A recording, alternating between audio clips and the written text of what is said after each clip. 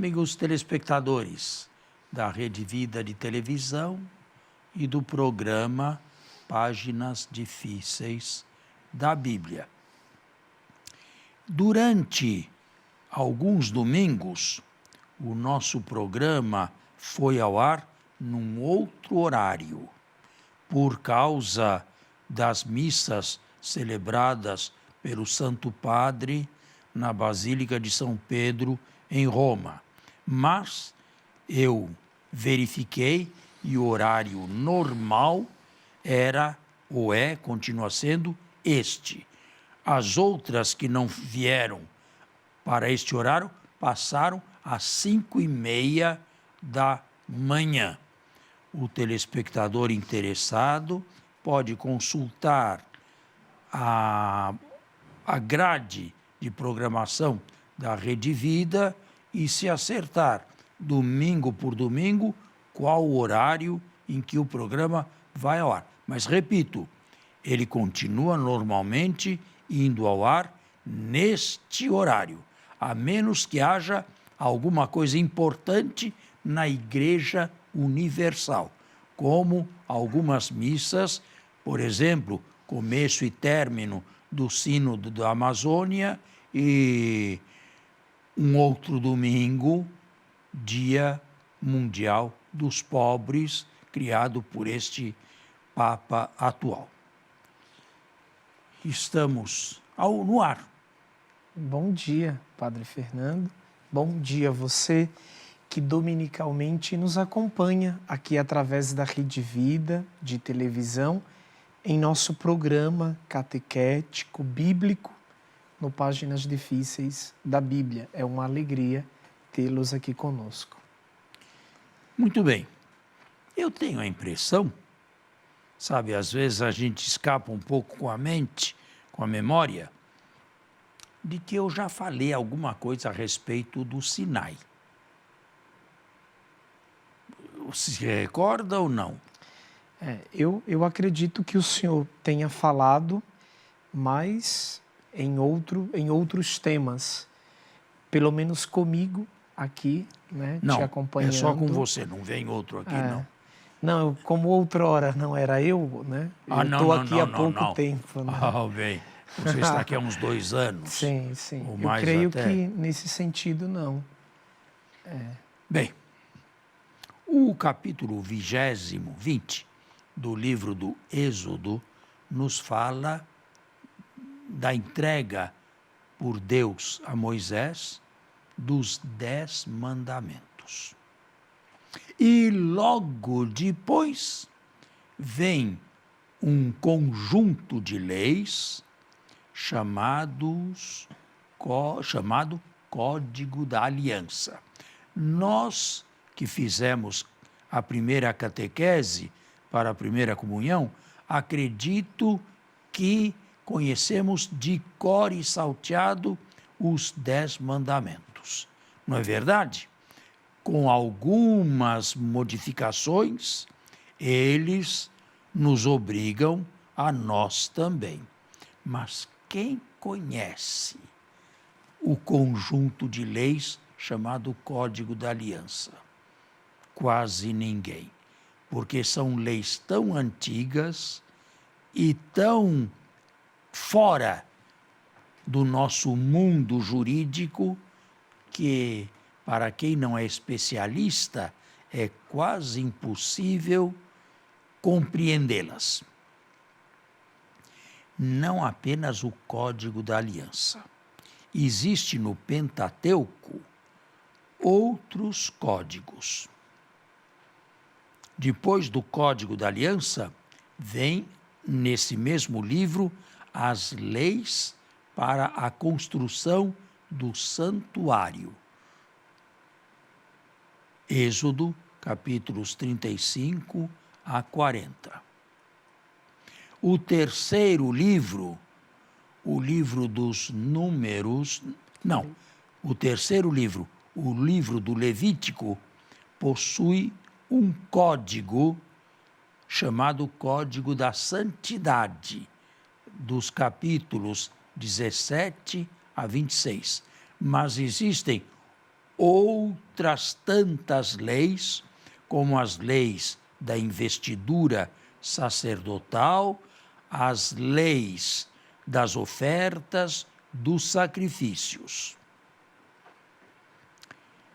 Deixando o livro dos números de lado, poucas leis, poucas normas esparramadas, entramos para o código, para o livro do Deuteronômio, o último do Pentateuco, com um código chamado deuteronomista, o deuteronômico, dos capítulos 12 a 26, a parte central e, para os judeus, mais importante do livro.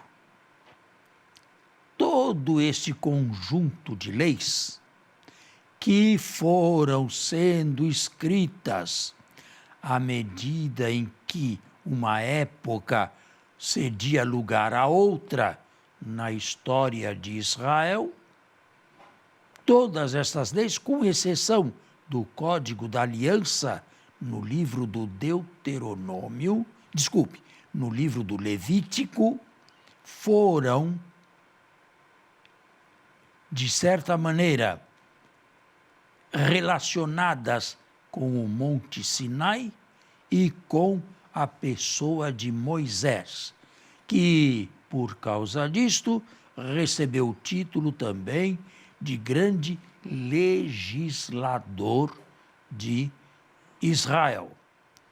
Todas as leis dos israelitas, mais de 600 preceitos, estão no Pentateuco, nestes livros que eu acabo de nomear. Uma única exceção, a chamada Torá de Ezequiel, que ocupa os capítulos 40 a 47, o final do seu livro. Estou sendo claro? Uhum. Eu consigo, pelo menos eu consigo acompanhar o raciocínio. Padre, eu não sei se já seria o momento, pelo menos em mim, se despertou uma curiosidade. Leis, então eu tenho legislações. Se estas legislações são atribuídas ou foram levadas para o Sinai e foram colocadas no personagem Moisés, elas nasceram antes do exílio? Durante o exílio Código da Aliança, ou depois do exílio? O Código da Aliança, com toda a certeza. Só o Código Ainda em da Aliança? estágio, talvez, oral, mas direito consuetudinário. O Deuteronômio é o único código que não está relacionado com o Sinai. Ele está relacionado com as montanhas de Moabe, o último discurso de Moisés no dia da sua morte. Todas as outras leis estão relacionadas com o Monte Sinai. Mas uma palavrinha sobre monte. Aonde está esse Sinai? É interessante. O que mais importa aos judeus é desconhecido. Nenhum judeu, nos dias de hoje, sabe exatamente onde foi o Sinai. Ô padre, quando a gente começa a ler atentamente o livro do Êxodo, fala que foi ao pé da montanha sagrada, Sinai, que Moisés ouviu a voz de Deus na sarça. Bom, mas aí uns falam em Sinai, outros falam em Horebe. Não, é Horebe a mesma e Sinai coisa? é a mesma coisa. A mesma coisa? Sim. É a mesma coisa. Moabe não, mas Horebe, Sinai, sim. Só que, como eu acabei de dizer, quase nenhum judeu hoje sabe exatamente onde se deu. Claro, quase todos imaginam que em algum lugar da península do Sinai, que é uma faixa de terra, uma península que geograficamente existe até hoje. O problema está em que o único Sinai conhecido é um Sinai cristão. Ele está no sul da península do Sinai. Eu mesmo já estive lá com peregrinos. É o Sinai cristão. Por quê? Porque no século IV da nossa era foi construído lá um mosteiro de monges que atualmente são ortodoxos gregos. É um mosteiro dedicado a Santa Catarina, não de Sena, mas de Alexandria, muito venerada no Oriente, uma santa um tanto legendária, que teria sido uma filósofa, uma santa importante culturalmente, teria abraçado o cristianismo, teria carregado para o cristianismo muitas mentes cultas, recebeu o martírio por ser cristã e pelos anjos foi sepultada em algum lugar do Monte Sinai.